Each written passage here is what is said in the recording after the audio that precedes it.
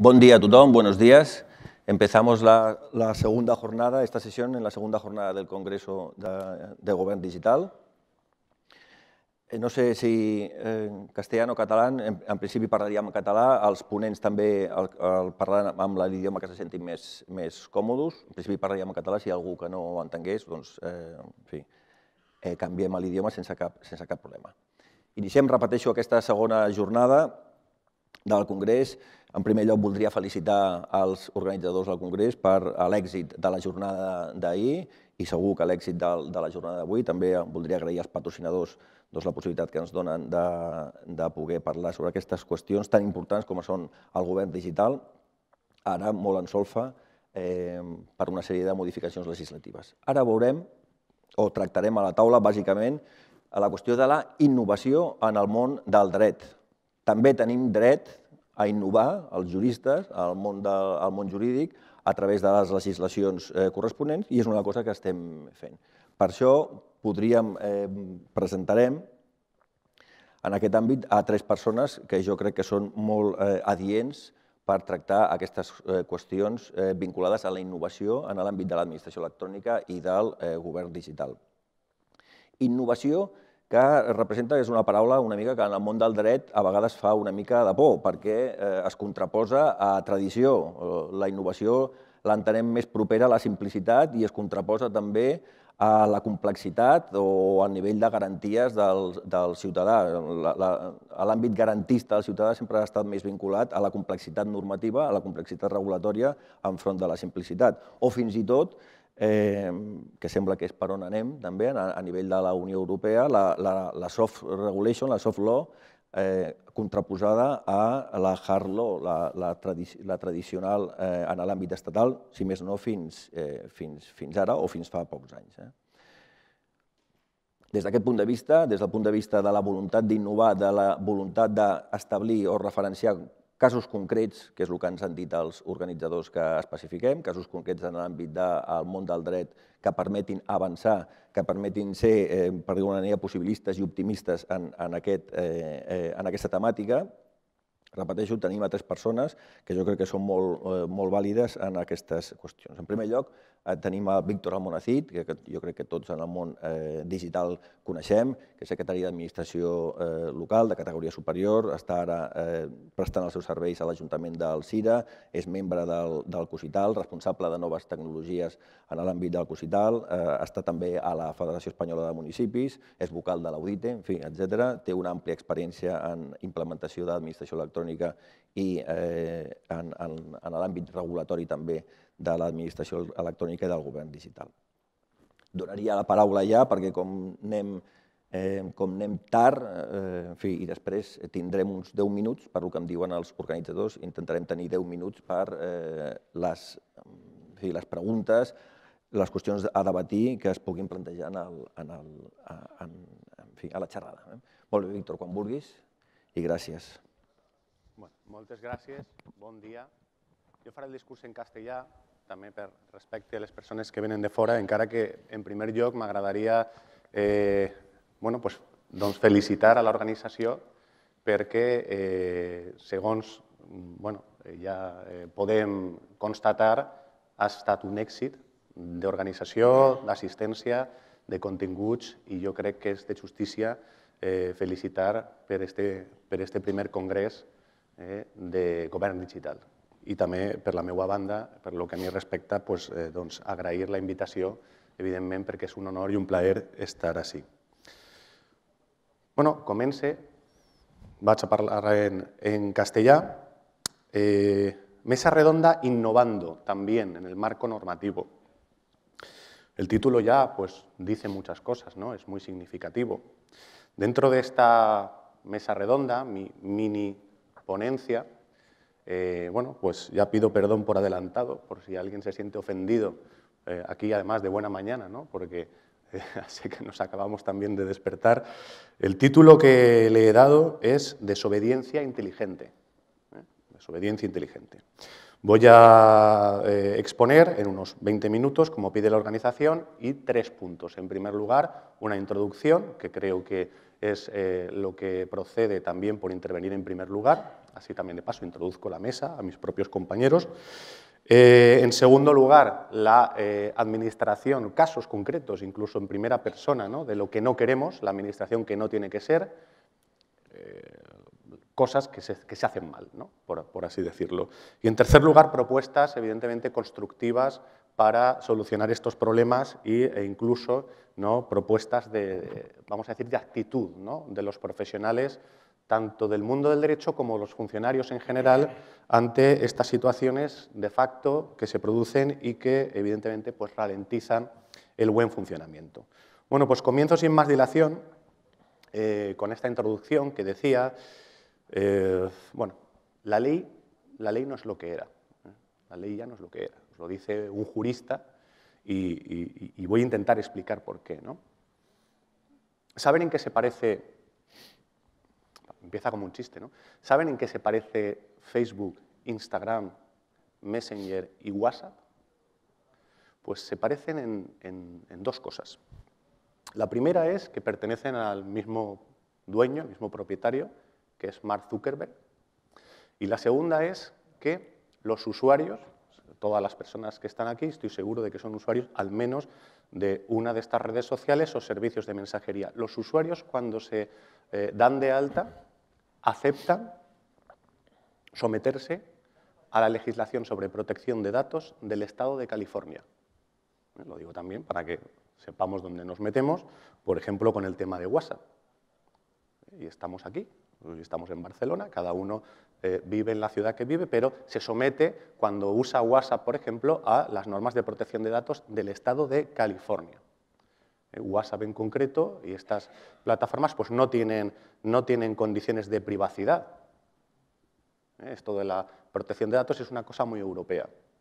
Tienen condiciones de uso, eso sí, lo tienen, que uno, cuando le das a descargar y aceptar, y le das a todo a aceptar, ya las estamos aceptando también esas condiciones de uso y, como digo, bueno, pues en esas condiciones está que si hay algún tema de protección de datos, las normas del Estado de California, que evidentemente son mucho más laxas que la normativa europea sobre protección de datos. Bueno, pues hablamos ya, una primera novedad o una primera cuestión de interés que ha surgido es que evidentemente hay otra especie de poder normativo, ¿no? Los gigantes de la red son una especie de legislador, son una especie de nuevo poder normativo. Hay normas en el uso de la red. A mí me parece bien, o sea, mejor que haya normas que no haya normas, pero que también tengamos en cuenta todas estas cuestiones relacionadas, por ejemplo, con el principio de territorialidad, que es un principio clásico del derecho. El principio de territorialidad es uno de los pilares del derecho, vamos a decir, clásico, desde el derecho romano. El principio de territorialidad, evidentemente, no me boicotee, yo intento hacerlo lo mejor posible.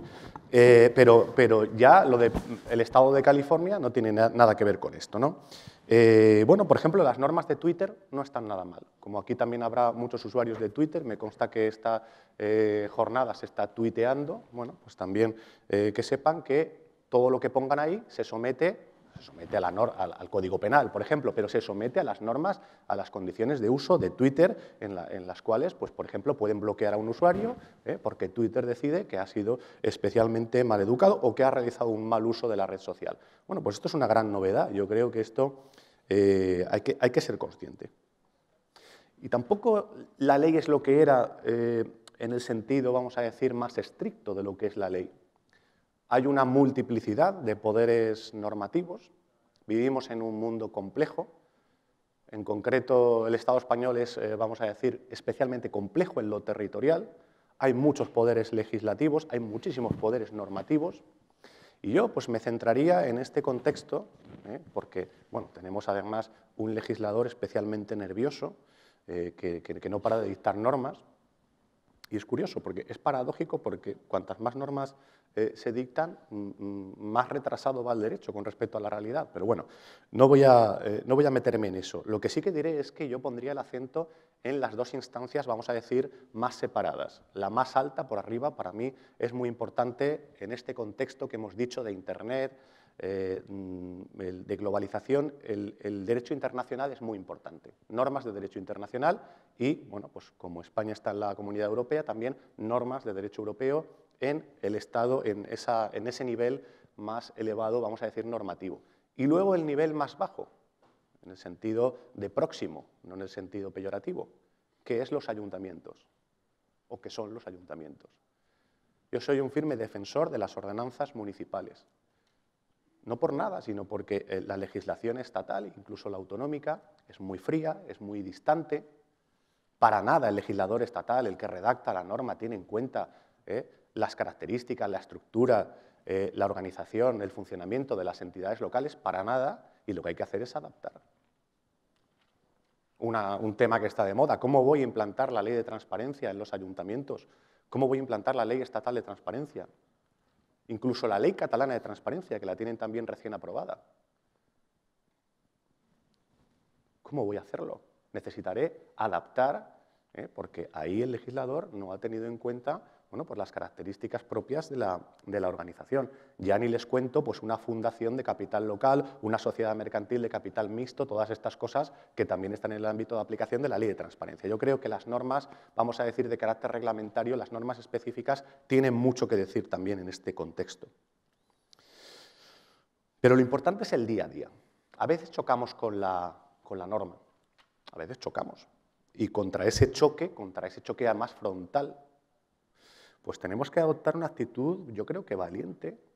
Tenemos que ser, como juristas, como intérpretes de la ley, como aplicadores de la norma, pues hay que decir la verdad. Las normas pues a veces no están bien hechas, no son prácticas, no son útiles.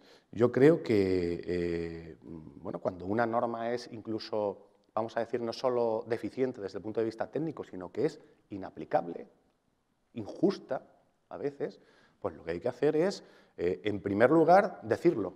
En primer lugar, decirlo para que lege ferenda, que es una especie de, vamos a decir, de petición de que la norma se cambie y se sustituya por otra. Bueno, pues es que las cosas hay que decirlas.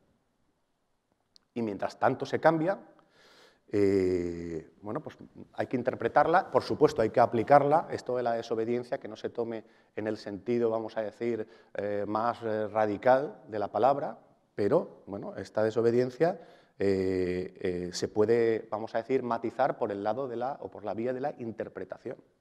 Yo soy intérprete de la norma. ¿Cómo la voy a aplicar? Pues de la manera más sensata posible. No la voy a aplicar de la manera que más me perjudique o que más perjuicios cause a todo el mundo. Es que eso, yo creo, es que no ya que no sea inteligente, es que es absolutamente estúpido, ¿no? Yo creo que eso no beneficia a nadie, ¿no? Yo reivindico el sentido común como fuente del derecho. Debería aparecer en el Código Civil. No aparece, pero yo creo que las normas se tienen que interpretar con sentido común. Tengo aquí la norma. En caso de duda, sentido común. Es que no acabo de saber cómo tal. Bueno, pues, ¿qué te dice el sentido común? Bueno, pues es vamos a decir, un criterio interpretativo de la norma.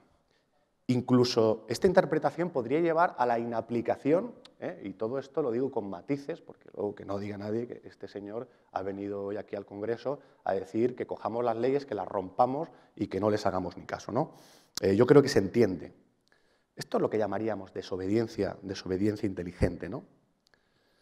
Es que hace poco, el tiempo pasa, hace ya más de un año, el Estado aprobó la famosa Ley de Racionalización y Sostenibilidad de la Administración Local, que no es el foro a lo mejor, de hablar de esta ley, pero hay mucha gente aquí de la Administración Local, me consta, en esta sala y en este Congreso. Bueno, pues pocos tengo que decir. Es una ley inaplicable. Es una ley inaplicable. Y no hace falta a estas alturas, después de un año y pico, que argumente más, ¿no? Porque además, incluso yo mismo pues, he dado muchas explicaciones en este sentido. Además que es una ley que la redactan técnicos del Ministerio de Hacienda, y digo Hacienda y no Hacienda y Administraciones Públicas, que saben que es el nombre del ministerio, porque lo redactaron técnicos de Hacienda. Que me parece muy bien, porque es una ley económica. Pero claro, si se ponen economistas a hacer de legisladores y además tocando temas de administración y tocando temas de administración local, pues es como si me piden a mí que haga unas normas de ingeniería de cómo se construyen las naves espaciales de la NASA. Yo me pongo, busco en Google, lo voy a hacer mal seguro, porque no sé, ¿vale? Yo creo que... y bueno, y si alguien sabe más, pues lo que tiene que hacer es decirlo. Y yo creo que los que saben de administración local trabajan en la administración local. Es lo que yo creo. Y los técnicos del Ministerio de Hacienda pues no saben tanto, ¿no? Y lo digo con todos los respetos. También a veces chocamos con el propio procedimiento, ¿no? No ya tanto con el que establece la ley, sino con el que establecen las personas. Es que a mí también me ha pasado mucho esto de, no, esto pues siempre se ha hecho así, o esto, no sé, el trámite es este. Bueno, pues chocamos con procedimientos, chocamos con personas. Pues otra vez, sentido común, otra vez. Es que si un procedimiento ahora mismo no lo soporta, no está soportado o regulado en la legislación vigente, demora, es menos eficiente. Bueno, pues aquí también podemos pues, ponderar los intereses en juego, sobre todo lo que tenemos que hacer es funcionar de la mejor manera posible. Hay que reaccionar, hay que tener una actitud activa en el trabajo. No eso de, bueno, tengo 40 años, me quedan 25 para jubilarme. Y además hay gente que se lo sabe en meses, en días. También, no voy a decir evidentemente nombres, pero hay un compañero que dice, me quedan 357 plenos. Coño, ¿cómo lo sabes? Dice, sí, porque es uno al mes, luego los extraordinarios, más o menos, el institucional, o sea, 357 a 360. Jolín, así yo no puedo ir a trabajar, ¿no? Para eso directamente pues te cambias de profesión, ¿no? A veces chocamos incluso con personas, a veces no, muchas veces chocamos incluso con personas de otras administraciones públicas. Yo reconozco que no me acabo de entender con los cuerpos administrativos de las administraciones superiores, que son estos que dicen, no, es que a mí me dicen, a mí me mandan. Yo, por ejemplo, no me entiendo con delegación de gobierno, lo confieso aquí, porque aquí como ahora no hay nadie que me esté oyendo. En el año 2006, hace casi 10 años, en mi anterior ayuntamiento, que es Picaña, ya teníamos el acta electrónica. Implantamos la administración electrónica un poco antes que los demás, no pasa nada. Bueno, pues me decían que el deber este de remisión, que saben ustedes que hay que enviar los actos y acuerdos de las corporaciones locales, que la imprimiera y que la enviara en papel. Y vuelvo a lo de la desobediencia, y yo dije, pues no voy a hacer eso. ¿Por qué? Con el dinero que me he ahorrado y ahora lo tengo que enviar, y además tengo que enviarlo por correo postal, no lo voy a hacer. Y me dijeron, pues hágalo porque todo el mundo lo hace en papel y usted... Luego me llamó el delegado de gobierno y todo, me llamó y me dijo, no seas conflictivo. Dices que eres conflictivo. Digo, yo no soy conflictivo. Yo si queréis os lo imprimo, pero estamos matando moscas a cañonazos. Al final dije, no lo hago. ¿Por qué no hacéis una plataforma para que los pocos que lo hacemos así, que luego seremos más y dentro de 10 años serán todos? ¿Por qué no hacéis una plataforma? Y mientras tanto os lo voy a enviar por correo electrónico. Dice, ¿por correo electrónico? Un correo electrónico no es nada. ¿Cómo que no es nada un correo electrónico con un documento adjunto firmado electrónicamente? Si quieres más seguridad jurídica, hazte la plataforma. Hazte un registro de entrada. Estoy hablando incluso de antes de la ley 11/2007, de administración electrónica. Pero bueno, es que el nivel no sé, de rigidez mental a mí me asombraba, ¿no? Ya entro en la segunda parte de la charla, ¿no? Bueno, con este ejemplo ya inauguro el listado de ejemplos que tengo para mostrar lo que debemos superar, ¿no? Y luego ya pues diré las cosas que yo creo que hay que hacer. Tengo otro ejemplo muy bueno, muy reciente, otra anécdota buenísima. No voy a decir el nombre, pero una diputación me invitó a una jornada con mucha antelación. Yo, que soy muy curioso, enseguida entro en Internet y como es un sitio que estaba lejos de Valencia, que es donde yo resido habitualmente, miro los vuelos y pone 9,90 el vuelo. Valencia a esa otra ciudad. Digo, pues yo mismo me lo saco y tal. Pero bueno, envié un correo, la organización me dijo que... envié un correo diciendo, si lo sacan ya, cuesta 9,90. Y me dijeron que tenía que pasar por el departamento económico, validarlo no sé quién, no sé cuántos, no sé qué. Bueno, bien. Y yo dije, no, pero no pasa nada, yo me lo saco. Y dice, no, no, te lo tenemos que sacar nosotros porque tiene que constar en el expediente que cada ponente ha sido contratado y se le ha gestionado el viaje, tal y cual. Al final acabaron pagando 300 y pico euros por un vuelo que 2 meses antes valía 10 euros. Que es que yo me lo hubiera sacado, yo me hubiera pagado los 10 euros, pero no querían tampoco. Bueno, un nivel de rigidez mental. Como me queda poco tiempo, tenía más ejemplos, luego pues igual los paso, los subo a internet. Voy a decir solo, bueno, pues uno más, ¿no?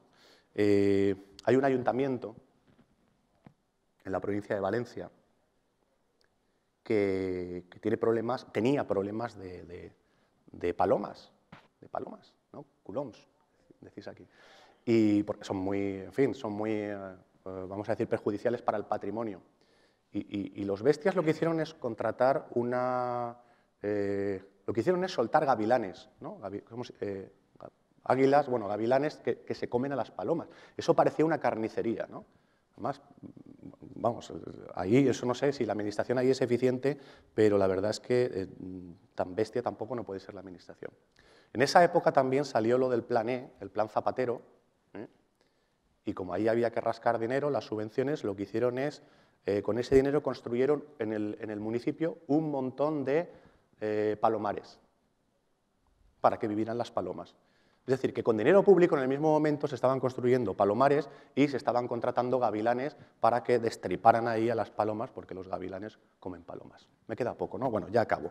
Propuestas de mejora o propuestas para, bueno, pues para acabar con este tipo de situaciones. Desde esta, vamos a decir, desobediencia inteligente, ¿no? Bueno, pues lege ferenda, ya lo he dicho, lo que hay que hacer es decirlo cuando una ley no está bien, cuando una ley no es eficiente. Yo soy muy partidario de los lobbies en el buen sentido. Hay que presionar, hay que juntarse con los demás, hay que decir las cosas. Hacer del sentido común fuente principal del derecho, creo que es muy importante. Luego, una palabra que está de moda, que es desaprender. Es decir, a veces nos cuesta renunciar a lo que siempre se ha hecho, a los procedimientos. Bueno, pues vamos a replantearlo todo. Es que a veces para avanzar hay que retroceder. Vamos a ver si las cosas que hacemos están bien hechas. Hay que ser emprendedor, en el sentido más amplio de la palabra. Hay que improvisar, hay que interpretar, hay que reaccionar ante las situaciones nuevas. La Administración nos pone ante un reto diario distinto. Hace poco hablábamos también en Valencia de la firma electrónica de los secretarios, de la fe pública electrónica. Y alguien decía, bueno, eso ya lo regularán. ¿Pero quién va a regular eso? Eso nosotros. Nosotros tenemos que dar un paso adelante. ¿Quién va a regular, sino los secretarios, la fe pública electrónica en los ayuntamientos? Faltaría más. Luego, tener una buena actitud. Eso es importante, una buena actitud en general ante el trabajo, ante los conflictos, ante la vida incluso. Creo que hay que ser optimista en el trabajo. No sé si pueden pensar que esto es cursi, ¿no? El otro día, el lunes, resulta que era, acabo ya, el Blue Monday, ¿no? Pues el Blue Monday, no sé, y todo el mundo estaba ahí, qué mala suerte que es el Blue Monday, ¿no? No sé, yo creo que estamos demasiado sugestionados. Y luego, dos ideas, y ya acabo, solo necesito un minuto. La primera es la colaboración. Trabajamos en formatos wiki colaborativos. Creo que la ley, como he dicho al principio, ya no es lo que era, porque lo que tenemos que hacer es reunirnos. Están muy bien estos congresos, están muy bien los cursos de formación, están muy bien las redes sociales. Los funcionarios tienen que estar en las redes sociales y compartir la información y hablar. Y al final, entre todos, vamos a dar con la respuesta buena. Y ya la última idea, y pido disculpas y acabo ya, es que las relaciones personales, tanto con los compañeros de dentro de la organización como de fuera, que sean buenas. Hay que mejorar las relaciones humanas y cuando todo va bien y cuando hay buen rollo, como se dice coloquialmente, creo que el procedimiento, la norma, todo eso pasa a un segundo plano. Y ya acabo con una frase de Platón que decía: donde reina el amor, sobran las leyes. Muchas gracias. Bien, Víctor. ¿Qué? Muchas gracias. Yo creo que has aportado ya alguna cuestión muy interesante, como el problema de la territorialidad y extraterritorialidad de las leyes o la importancia del día a día en la aplicación, en la lucha diaria de la aplicación de la norma, ¿no? Con el tema del liderazgo de los técnicos, de los jurídicos en fin, y de los políticos incluso en este ámbito. Damos paso ahora ya muy rápidamente, porque ya vamos fuera de tiempo, a Xavier Uriós, que és el cap dels serveis jurídics de la Generalitat de Catalunya, una persona molt vinculada a l'àmbit també de l'administració electrònica, que coneix perfectament i de primera mà els processos normatius que han tingut molta relació amb el tema de l'administració electrònica, com a nivell de la Generalitat les lleis 26/2010 i 29/2010 de procediment administratiu i d'implementació de mesures i mitjans de l'administració electrònica. Quan vulguis, Xavier, tindràs un palet menys de temps, però, en fi, et tractaré bé. Molt bé. ¿Se me sent bé? ¿Sí? Vale. Bueno, dado que han comentado que hay gente de fuera, pues haré también mi exposición en castellano. Simplemente, no vamos a tener mucho tiempo, pero bueno, vamos a intentar pues trasladar 3 ideas básicas que son importantes a la hora de hablar de lo que es el marco normativo. Y lo que se dice es innovar el marco normativo. De hecho, la primera cuestión es, no hace falta innovar más el marco normativo. El marco normativo hoy por hoy es totalmente suficiente. Es un marco completo que en el fondo de lo que se trata es un poco lo que se ha comentado en la exposición anterior, de aplicar el sentido común. Aplicar el sentido común porque tenemos un marco normativo completo que ya lo regula todas y cada una de las instituciones del procedimiento administrativo y que permite tramitar electrónicamente. Es cierto que cuando entras en el ámbito local, pues siempre tiene que haber la normativa previa, esa ordenanza local que regule los aspectos básicos del procedimiento administrativo, pero sobre todo desde el punto de vista autoorganizativo. Desde el punto de vista autoorganizativo porque, en definitiva, teníamos un artículo 3.4 de la Ley de Firma Electrónica, la de 19 de diciembre y 59 de 2003, que te decía en el artículo 3.4, la firma electrónica reconocida se equipara a la firma manuscrita. En el fondo, a partir de eso, de ahí se pueden derivar muchísimas consecuencias. Cuando tienes una firma electrónica reconocida, es como si hubieras firmado el escrito con tu puño y letra. Evidentemente, estamos en el ámbito de la administración, el principio de legalidad, la potestad administrativa, y eso nos lleva a que hemos de tener verdaderamente una estructura suficiente que vino a configurarse posiblemente con la Ley 11/2007. La Ley 11/2007, yo cuando la vi pensé, bueno, pues, s'agraeix per no local en el sentido de, bueno, es lógica, te regula, te dice que tienes que tener una sede electrónica, un sistema de identificación, un registro, unas notificaciones y no te olvides de archivar los documentos electrónicos. En este sentido, los elementos básicos del procedimiento estaban allí y sí que es cierto que dentro de la fuerza normativa, al margen de la fuerza normativa de la norma, lo que puedes o no hacer, también tuvo un efecto dinamizador y sobre todo también un efecto que no hay que olvidar de la norma, que es pedagógico. Pedagógico en el sentido de que muchas veces las organizaciones tienden a ser resistentes al cambio y cuando tienes una norma que te dice lo que has de hacer, aunque parezca simplemente lógico o incluso aplicando el 3.4 de la Ley de Firma Electrónica y luego el principio de prueba, si es firma electrónica reconocida, prueba plena, si no es firma electrónica reconocida, aplica las reglas del 326.2 de la Ley de Justicia Civil y, en su caso, cualquier otro tipo de identificación, aplicación de la libre valoración de la prueba por parte del juez. Porque, en definitiva, es de lo que se trata. De lo que se trata de cuando hablamos de administración, y a veces yo mismo utilizo continuamente el concepto de administración electrónica, es un concepto inadecuado, porque la administración es única. La administración es única, que unas veces actúa electrónicamente y otras veces presencialmente. Y esperemos que cada vez actúe más electrónicamente porque es necesario por los beneficios que se derivan para la organización y para el ciudadano, al margen, evidentemente, de la desconfianza que siempre tiene el ciudadano en la administración, pero no porque actúe electrónicamente o no, sino porque las prerrogativas de la administración hacen que desconfíes de ella.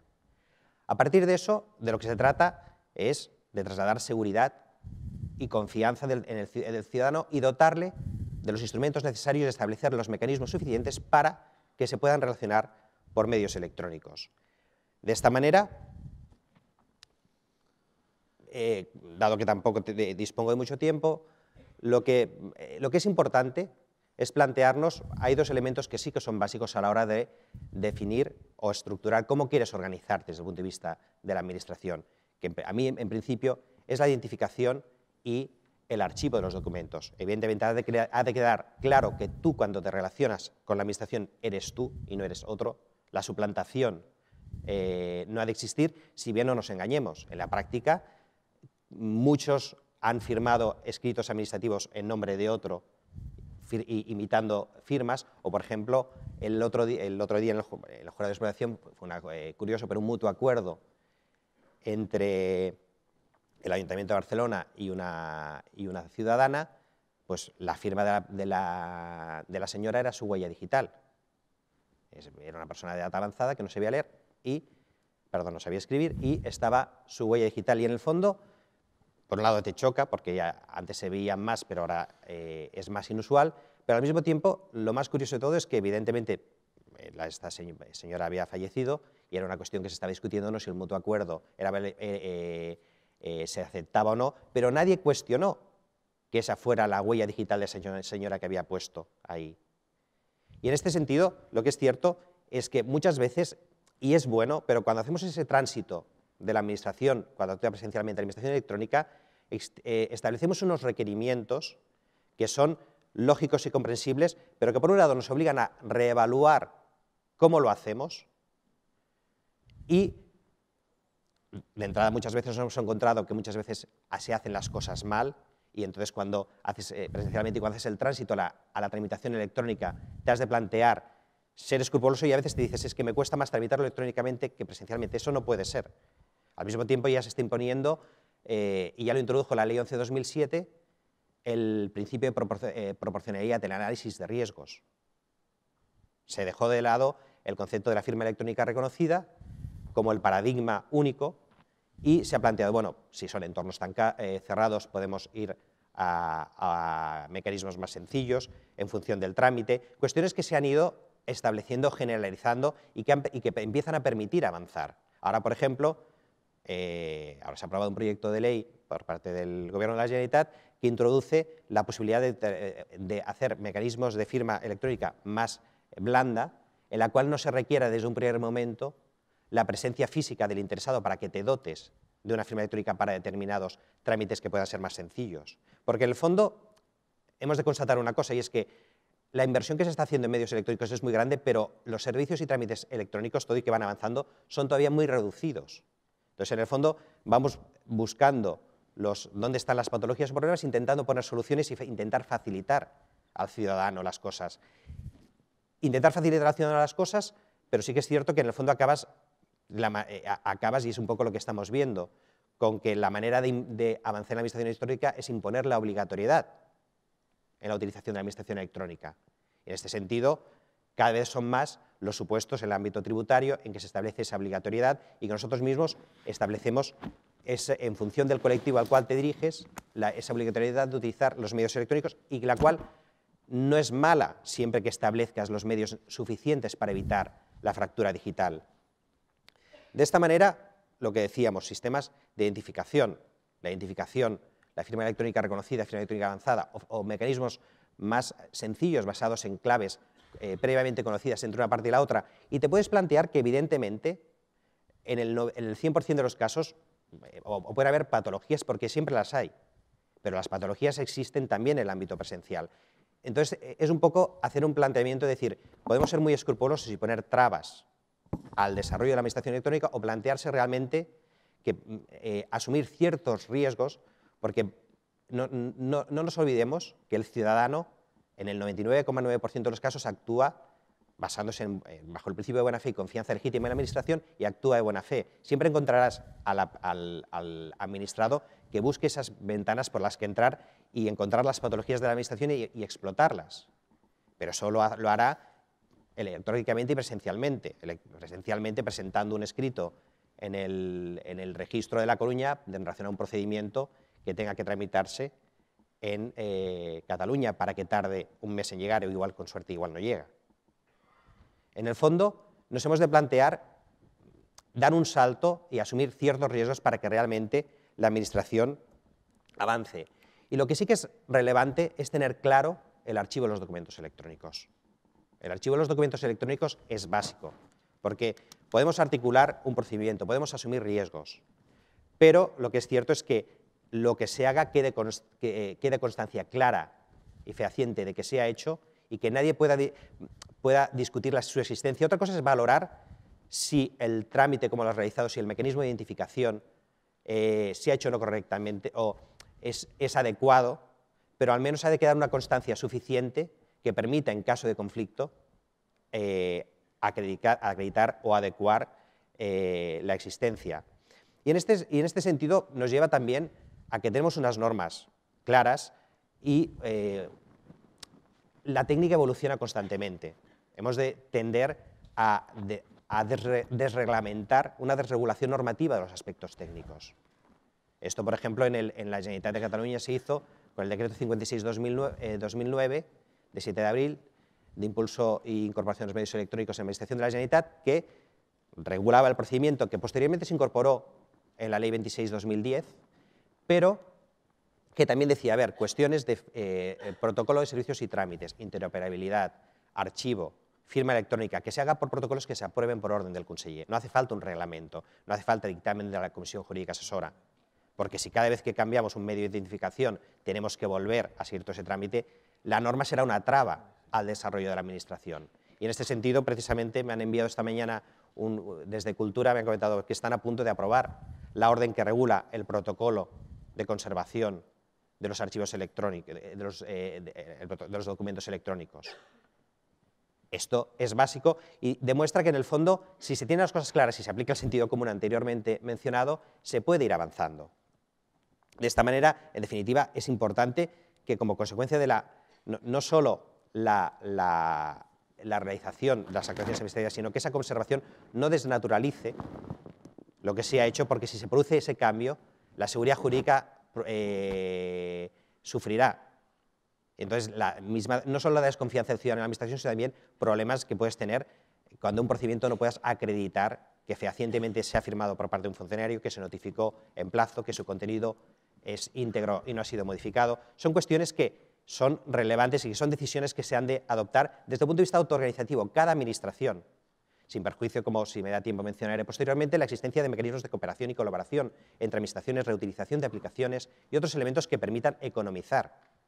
Porque, en definitiva, lo que no puede ser es que cada Administración, por su cuenta, esté incorporando o incluso incorporando medios electrónicos de manera autónoma, o incluso dentro de la misma Administración desarrollar programas y aplicaciones distintos que encima luego igual incluso no se comunican entre ellos. De esta manera, otra reflexión que hay que tener presente es que la incorporación de los medios electrónicos a la Administración lo que nos traslada es transparencia y seguridad. El time stamping es lo que lleva consigo aparejado la obligatoriedad.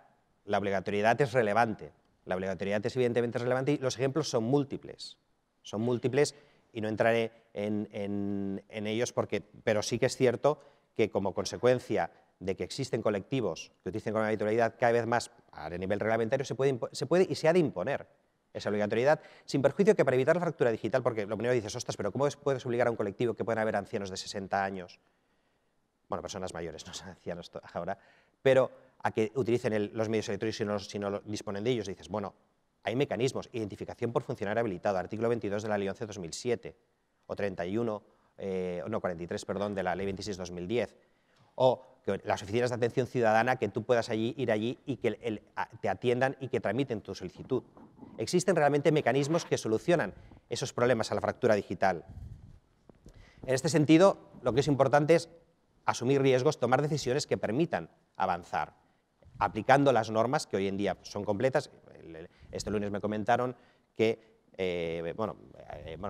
ha salido información pública la futura ley de procedimiento común de las administraciones públicas. Dentro de un tiempo no tendremos ley 30, 92, no tendremos ley 11/2007, se separará el régimen jurídico y el procedimiento y se recogerá, lo que hemos dicho antes, una única administración que actúa presencialmente o electrónicamente, y al final también se modifica, antes lo he mirado por curiosidad, que si hace 10 días que no has entrado a tu repositorio, no se entenderá rechazada la notificación, se entenderá realizada y ya está. Pero que por no hacer nada hayas rechazado, para mí personalmente era una crítica clara. Y voy a acabar simplemente con una referencia, la Ley 18/2011, reguladora del uso de las tecnologías de la información en la Administración de Justicia. Esta ley, que se nos ha pasado un poco se nos ha pasado por encima por dos razones, porque se ha de estar preparado al cabo de 4 años y se ha de incorporar al cabo de 5. Simplemente, porque ya no tengo tiempo y me estoy comiendo al siguiente ponente, obligará a los profesionales de la justicia a utilizar los medios electrónicos. Todo por medios electrónicos. Y el artículo 43 te prevé que si no lo haces, no pasa nada, te avisan. Si no lo has presentado electrónicamente, en ese partido judicial te avisan, oye, preséntalo y al cabo de 3 días lo puedes subsanar. La segunda vez que lo hagas, se entiende por no realizado el trámite. Es decir, no has presentado una demanda, no has presentado unas conclusiones, no has interpuesto un recurso. Evidentemente, esto supondrá un cambio radical. En lo que decíamos, que se trasladará a la propia Administración, porque si el procedimiento judicial, la revisión de los actos administrativos por los tribunales, se realiza obligatoriamente por medios electrónicos, eso en cascada llevará al procedimiento administrativo y al expediente electrónico a la necesaria informatización en todos los sentidos. En este sentido, y ya con esto acabo, una frase de Descartes, 2 cosas contribuyen a avanzar, ir más deprisa que los otros, ir por el buen camino. En el fondo, hay que encontrar el camino intermedio, avanzar, asumir riesgos, pero ponderar suficientemente la seguridad jurídica a la hora de tomar decisiones. Gracias.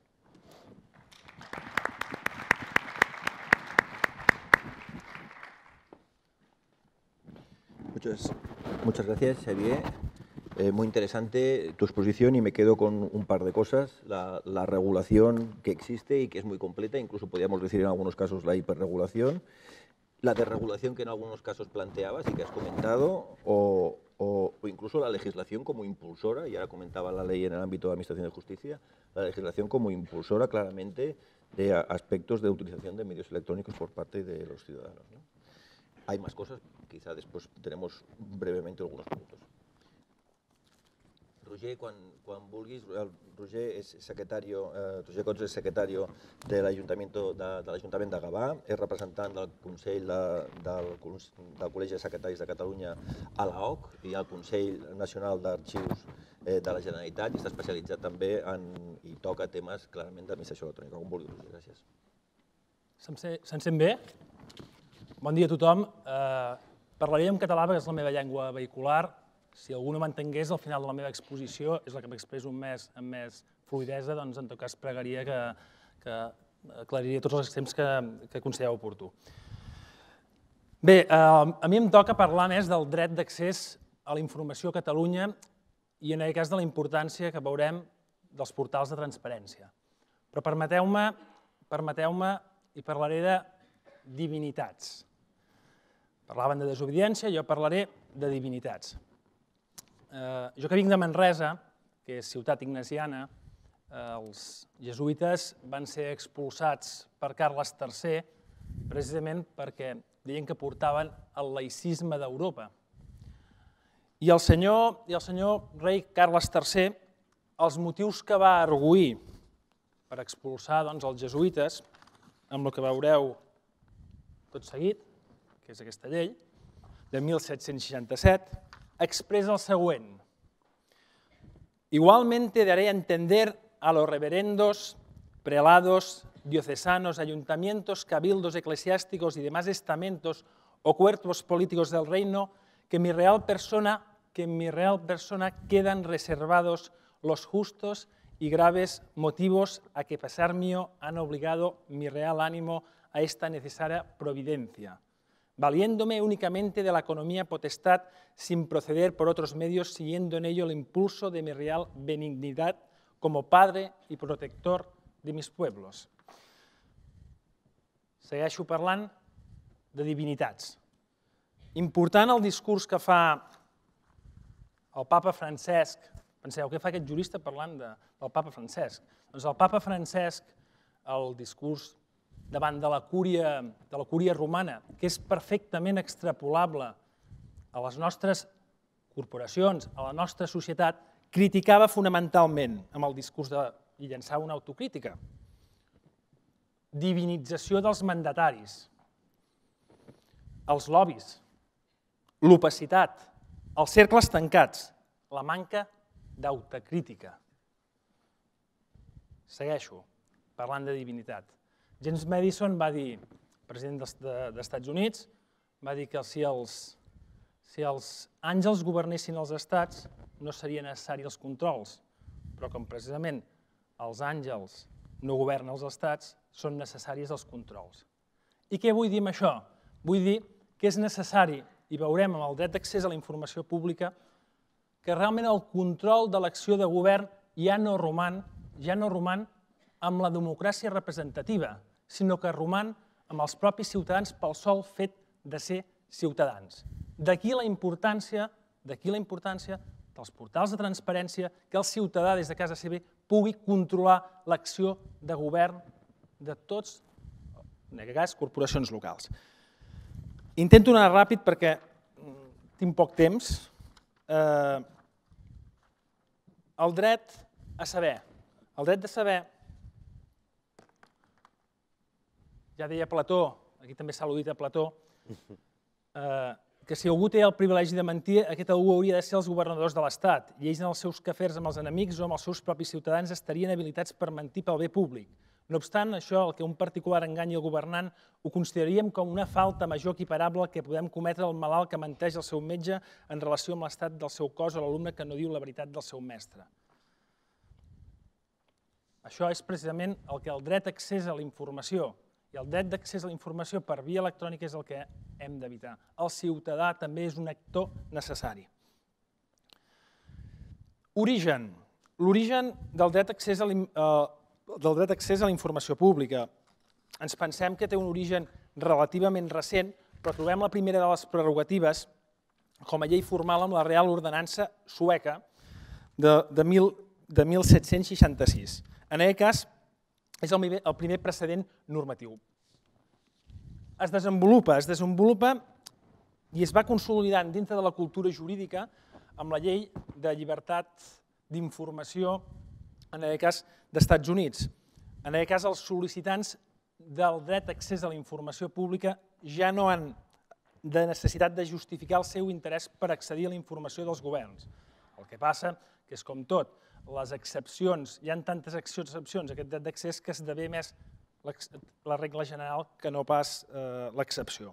Una segona etapa, en aquest cas l'obligatorietat de l'entrada dels països de l'antiga extinta dels països de l'est, obliga l'entrada a la Unió Europea a que aprovin una llei de transparència. En aquest cas va més enllà, perquè en aquest cas el dret d'accés a la informació pública no roman només a les administracions públiques stricto sensu, sinó també a tots aquells que reben fons públics, aquelles institucions. S'escurcen els terminis del dret d'accés a la informació pública i s'estableixen o es delimiten quines són les excepcions amb un numerus clausus. Tercera etapa, conveni del Consell d'Europa de 2009. Aquí ja és un punt d'inflexió important amb el dret d'accés a la informació pública perquè es configura, es conceptua ja com un autèntic dret subjectiu i veurem que inclús dret fonamental. L'estat espanyol, per cert, no roman ni adherit, malgrat que ja veurem que la llei de transparència espanyola contravé algun aspecte inclús del conveni del Consell d'Europa, com el tema del règim del silenci negatiu. I per últim, l'última de les etapes, i és l'etapa que estem actualment, és Open Data, democràcia electrònica, que en definitiva és el que he vingut a parlar. Fixeu-vos, i és simptomàtic, que abans de l'entrada en vigor de la llei de transparència espanyola érem nosaltres i Luxemburg pràcticament els únics països que no teníem llei de transparència. El primer dubte que sorgeix és si es tracta d'un dret fonamental. Important, perquè en cas de col·lisió de drets hem de conceptuar si és un autèntic dret fonamental. Malgrat no hi ha una jurisprudència molt consolidada, sí que a nivell, en aquest cas iberoamericà, hi ha una primera sentència el 2006, cas Claude Reyes contra Xile, que reconeix per primera vegada el caràcter fonamental del dret d'accés a la informació pública. A nivell de Tribunal Europeu de Drets Humans, el mateix, la importància de la fiscalització social com a dret fonamental. I per últim, hi ha una sentència molt recent del 2013 precisament contra la vigilància electrònica interposada per una ONG, el Tribunal Europeu dels Drets Humans acaba reconeixent el dret d'accés a la informació pública com a dret fonamental. Però què passa a l'estat espanyol? A part d'això, poso alguns exemples de 50 constitucions que ho reconeixen com el dret d'accés a informació pública com a dret fonamental. Què passa a l'estat espanyol? Hi ha un reconeixement implícit. La doctrina dominant diu que no és un dret fonamental. De fet, la llei de transparència espanyola s'aprova a través d'una llei orgànica i no, en cap cas, una llei orgànica. Consideren que no està inserida dintre del títol 1, capítol 2, de la secció primera, entre altres en bit i lujo, no és un dret fonamental, no està a la Constitució com a dret fonamental. Doctrina minoritària considera que té certa vinculació amb l'article 105 de la Constitució, l'article 20 i el que és important, l'article 23, que parla del dret a la participació dels assumptes públics de l'article 23 de la Constitució dels assumptes públics. Certament és la doctrina, en aquest cas, no majoritària. Tenim algun cas d'alguna sentència del 95 i el 2012 pel qual el propi Tribunal Constitucional va deixar palesa que entenia que no era un dret fonamental el dret d'accés a la informació pública. La llei 3092 famosa de procediment administratiu comú, fins ara no ho concebia com un dret fonamental, inclús ni com a dret subjectiu. Nou escenari després de la llei de transparència espanyola, la 19-2013. Desapareix l'article 37 de la llei 3092 i el que permet és que qualsevol ciutadà no ha d'acreditar la condició d'interessat per accedir a qualsevol expedient, estigui l'expedient clos i no clos. Novetat importantíssima, perquè en aquest cas sí que es configura com un autèntic dret subjectiu, no com a dret, repeteixo, com a dret fonamental. No obstant, el propi Consell General del Poder Judicial, precisament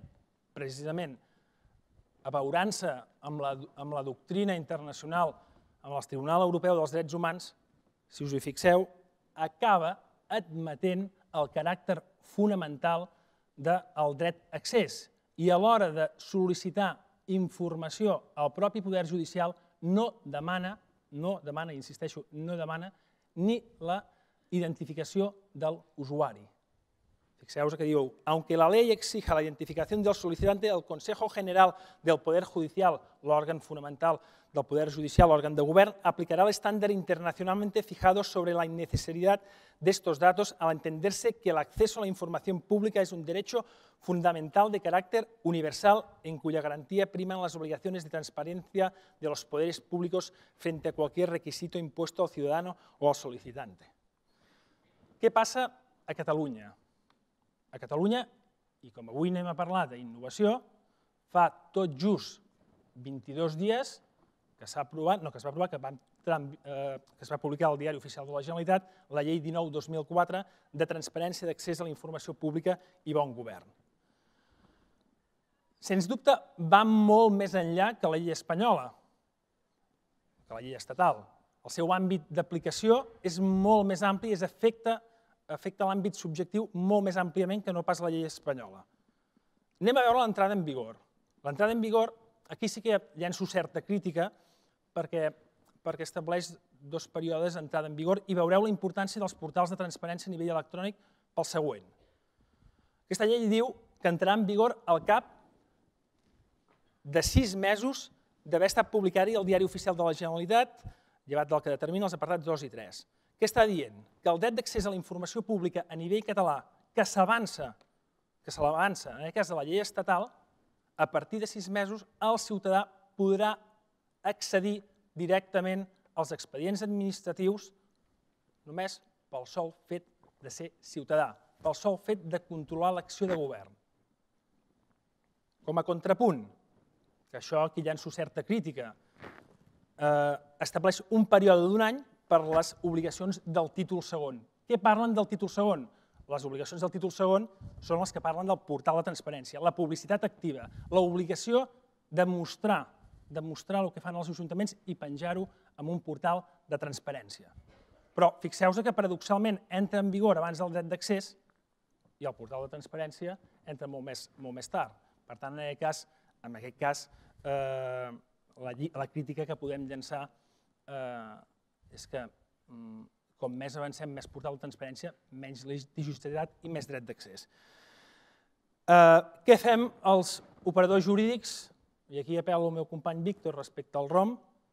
Si encara no tenim dret d'accés perquè no hi ha una vacatio legis, què fem actualment? Doncs jo el que diria és que s'apliquem els principis inspiradors de la llei de transparència i apliquéssim en règim d'ultraactivitat la normativa que la tenim a través de la llei de bases de règim local, el text refós de la llei catalana, on permet que la posat dels veïns accedeixen a actes de ple, etc. És a dir, aplicaria l'article 37 en règim d'ultraactivitat.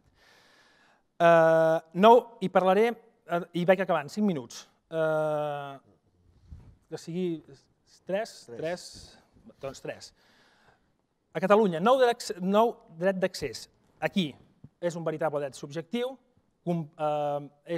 complementa la informació que el ciutadà pot obtenir per via de la transparència, exclou la condició d'interessat, desapareix la limitació que el procediment romangui resolt.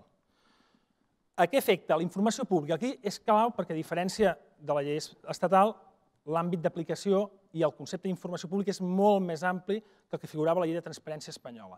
Com? Desapareix la limitació que el procediment romangui resolt, es consagra el principi d'interpretació restrictiva dels límits del dret d'accés, és a dir, hem d'interpretar sempre el dret d'accés en cas de col·lisió respecte a qualsevol altres drets des d'un punt de vista restrictiu al que fa els límits. Es complementen límits de dret d'accés, però aquest ha de ser temporal i proporcional. Hauria, al meu parer, de ser un numerus clausus. Pensem que estem parlant d'un dret subjectiu i, per tant, tindria de romandre limitat.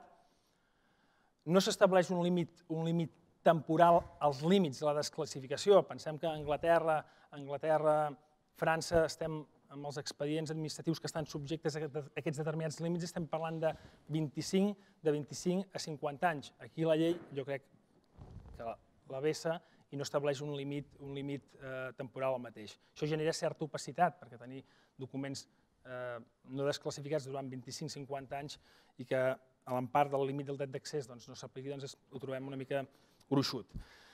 La llei estableix mecanismes d'equilibri. En cas de col·lisió, recordem, és un dret fonamental segons la doctrina europea i si col·lisiona, per exemple, amb el de protecció de dades, amb el dret a la protecció de dades, hem de fer el que en diuen un test de dany. És a dir, evidentment que és un dret fonamental contra un dret que en principi l'estat espanyol no està configurat com a dret fonamental. És necessari fer el que en diuen la prèvia ponderació. Vaig acabant. Moderador, em sap greu, perquè he sigut l'últim i he acabat. Vaig acabant. Condicions del seu exercici. És necessari la identitat del sol·licitant, que faci la informació precisa, el format que vol que se li retorni el dret d'accés a la informació pública, l'adreça de contacte preferentment electrònic, té caràcter potestatiu als motius, és que inclús no és necessari que expliqui els motius per accedir als corresponents expedients, i l'absència de motivació no és motiu, en aquest cas, d'inadmissibilitat de tràmit. Vaig acabant. També certa crítica a la llei, les sol·licituds presentades per mitjans electrònics s'han de poder tramitar amb l'ús de signatura electrònica per mitjà d'un formulari electrònic senzill i fàcilment accessible. Fins aquí molt bé. Però en aquest cas la resolució acaba dient que si la sol·licitud d'informació s'ha de fer per via electrònica, la notificació de la resolució també es pot fer per mitjans electrònics. Es pot fer, no, s'hauria en tot cas de fer. S'estableix un mecanisme de resolució del dret d'accés d'un mes. És possible l'ampliació per la resolució 15 dies més, a diferència de l'espanyola, que en aquest cas estem establint un període d'un mes més. Però, sens dubte, la novetat més important és el règim del silenci. La llei de transparència espanyola establia el règim del silenci negatiu, és a dir, en el cas que el dret d'accés a la informació pública no és contestat per l'administració pública, té efectes desestimatoris, mentre que en el cas de Catalunya té efectes estimatoris tal com diu el conveni del Consell d'Europa. És a dir, que si l'administració pública està inactiva, s'entén estimat el dret d'accés. La llei de transparència catalana estableix llavors un període de 30 dies per posar a disposició del ciutadà la documentació requerida o l'accés a l'expedient corresponent.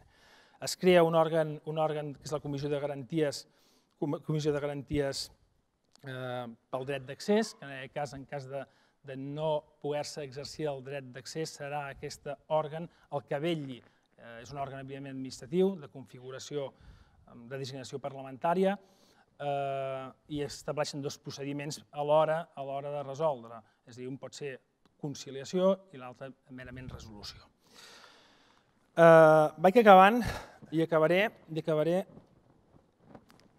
remarcant la importància de que, a més publicitat activa, més portal de transparència, més democràcia electrònica, que implicarà menys dret d'accés perquè el ciutadà, en aquest cas, podrà des de casa accedir a la possibilitat d'accedir als expedients electrònics.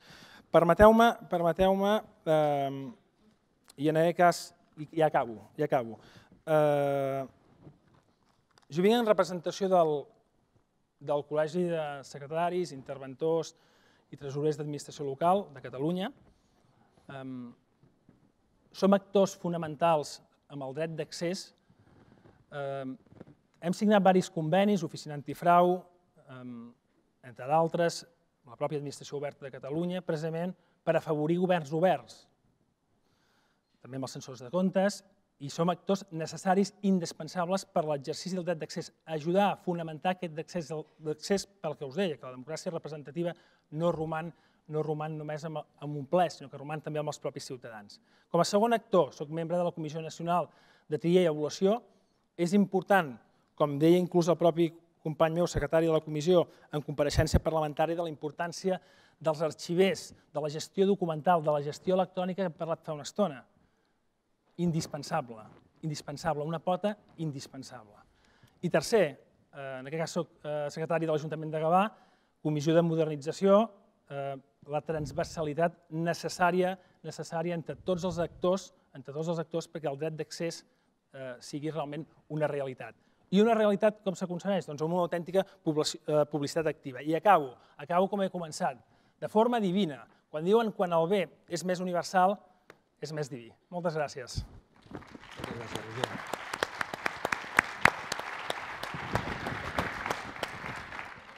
Molt bé, moltes gràcies, Roger. Jo crec que és molt interessant l'àmbit de la regulació del dret de transparència. La llei acaba de sortir del Parlament. Ens fan fora, els organitzadors estan fent aquí, la tramoia està fent aquí això. Jo, si em permet, si algú té alguna qüestió, alguna pregunta, faríem dues preguntes, que ens sap greu perquè hem anat una mica amb retard, hem començat una mica amb retard, però si algú tingués alguna qüestió al respecte, els hi traslladaríem als ponents. Hi ha alguna cosa? Haureu de fer senyals perquè no es veu massa? Sí? Si no hi ha més, com anem tard, ho deixaríem aquí. Moltes gràcies per la seva atenció i per qualsevol cosa estem a la seva disposició.